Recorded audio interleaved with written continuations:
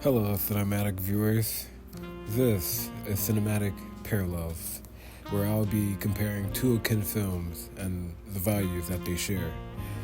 In this case, John Hughes' 1985 film, Weird Science, and Spike Jonze's 2013 film, Her. Weird Science is a teen comedy about two high schoolers who create their ideal woman via computer system.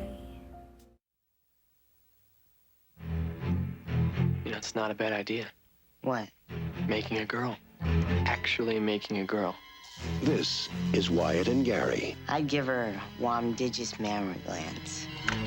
Something's about to change their world. Something out of this world. She's alive! Alive! What would you little maniacs like to do first? It's all in the name of science. Weird science. If you want to be a party animal, you have to learn to live in the jungle. Not us. Not here. No way. She is turning their lives, Trust me for once, will you? What is going on? Gary, I don't know. I don't know. their minds, and their house upside down. It's seriously affecting your sex life. It's completely unnatural, Do you realize it's snowing in my room? totally unbelievable, What's going on? and definitely weird. Hey, dudes.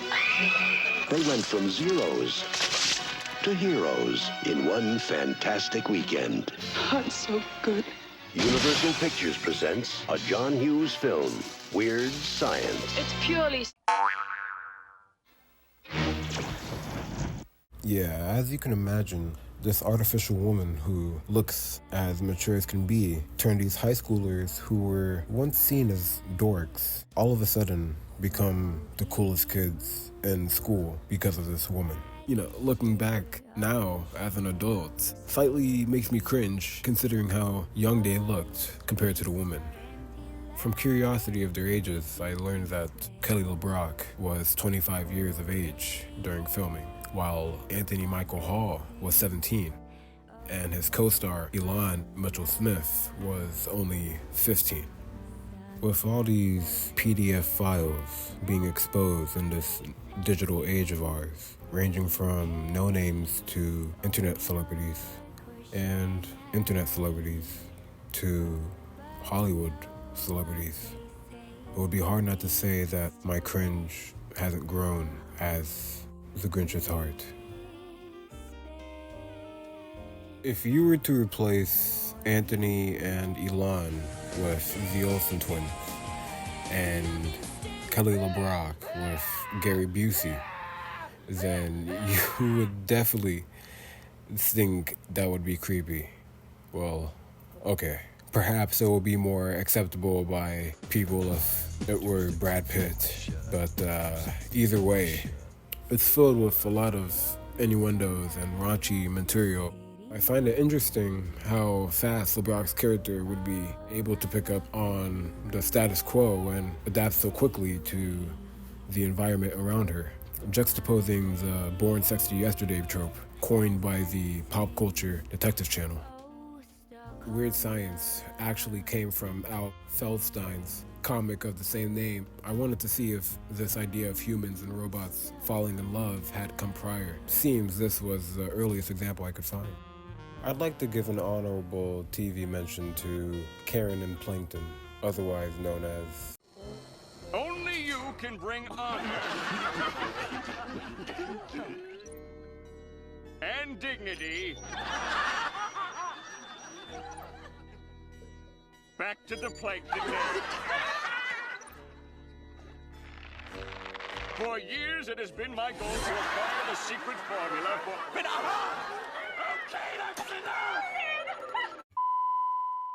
Even with Karen being a machine who may appear sentient, we know for a fact that Plankton is a living sentient being who's in love with a synthetically intelligent being in Karen. But of course, this is part of a kid's show, and their relationship isn't to be taken too seriously. However, it did somewhat predict the reality that some humans would eventually fall in love with computers as well. Which brings me to my next film in comparison to Weird Science.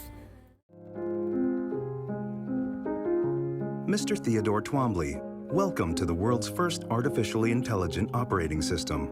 We'd like to ask you a few questions. Okay. Are you social or antisocial? I guess I haven't been social in a while. How would you describe your relationship with your mother?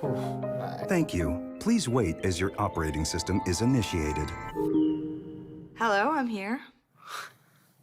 Hi. Hi, I'm Samantha. Good morning, Theodore. Good morning. You have a meeting in 5 minutes. You want to try getting out of bed? You're too funny. Okay, good, I'm funny. I want to learn everything about everything. I love the way you look at the world. How long before you're ready to date? What do you mean? I saw in your emails that you'd gone through a breakup. Well, you're kind of nosy. So what was it like being married? There's something that feels so good about sharing your life with somebody. How do you share your life with somebody? How are you? I guess I've just been having fun. You really deserve that. It's been a long time since I've been with somebody that I felt totally at ease with. What's it like to be alive in that room right now? I wish I could put my arms around you. Wish I could touch you. How would you touch me?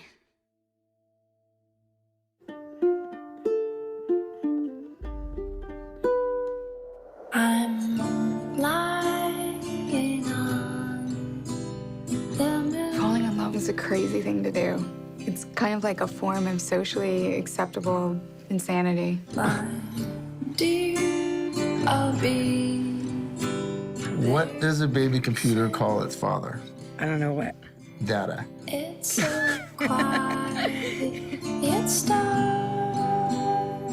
place. Can you feel me with you right now? I've never loved anyone the way I love you.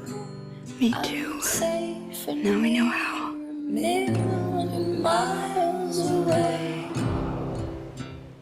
Plankton and Her's main character, Theodore, aren't too different. Apart from one being totally evil and one being totally good in nature, they're both lonely and feel isolated amongst a mass population.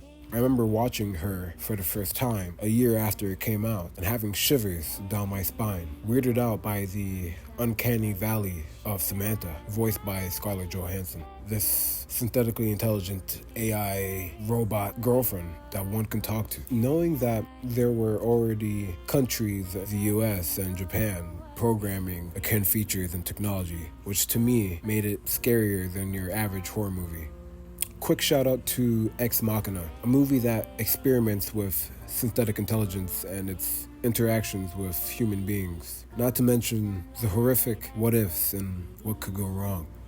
It was really hard for me to even finish Ex Machina because I just remember having nightmares, just being chased by robots, having my neck choked by them. I've just always been creeped out by robots, and AI never helped with that case. It only worsened it. I can't stop seeing it. It's so unavoidable for me, and I'm sure it is for many others, because obviously you see it in the ads and you see it in any place that you go to, even though you don't want to see it, and it's really creepy. Watching Her was just sad. No offense to those who actually have an AI or SI relationship. It's just, whenever I'd watch this film, I can never tell if Theodore was truly happy being with Samantha, or if he was just filling this hole voided by the love he once had. And before I end this video, I just want to say, I don't judge anyone who has an AI or SI relationship, because that's your personal choice. And the beauty of being a human being is the freedom to do whatever you want, which I love.